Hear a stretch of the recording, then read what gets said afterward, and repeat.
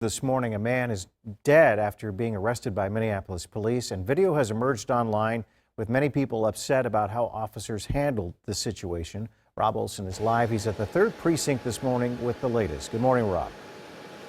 Good morning, Tom. The Minneapolis mayor and Minneapolis police chief just held a news conference about this, too, in which Mayor Jacob Frey was visibly emotionally upset by what has happened and what he saw in viewing the social media video of this incident that was posted, and did clarify that the reason the FBI has been called in is because of a potential civil rights violation. So it is a civil rights investigation that the FBI has been brought into for this incident. Show you the video of the scene from last evening. This is in Chicago Avenue South in Minneapolis, and this is about 8 o'clock is when this started, when Minneapolis officers were called for a potential suspected forgery in progress at a store there. When they arrived, they found the man identified as the suspect by the caller sitting in a vehicle. They say they tried to get him out of the vehicle. He resisted, which is when he was put onto the ground in handcuffs and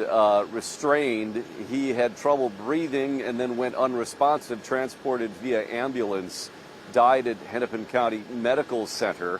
Now again, Mayor Jacob Frey today, seeing the video that was posted, which we'll show you in a moment, said that this was very emotional for him, that no one, this should not happen to anybody, that this man should be alive today. Here is the mayor from just a short time ago. For 5 minutes, we watched as a white officer pressed his knee into the neck of a black man. For 5 minutes. When you hear someone calling for help, you are supposed to help. This officer failed in the most basic human sense.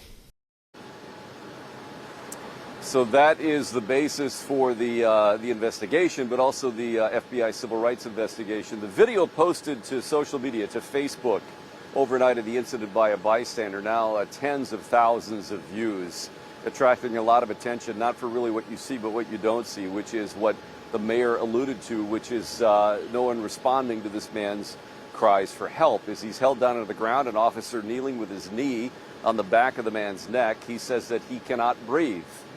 And for minutes that goes on, where he said that he cannot breathe. Bystanders appealing to the officers to let him up.